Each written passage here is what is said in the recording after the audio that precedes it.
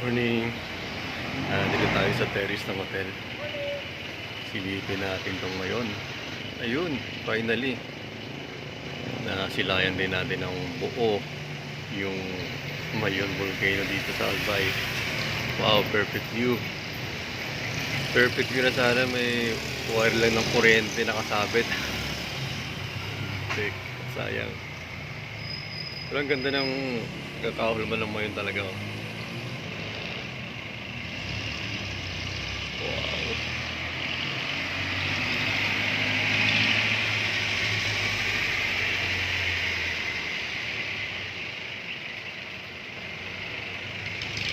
Ganitong oras talaga siya nagpapakita ng buo, mga 6 ng umaga.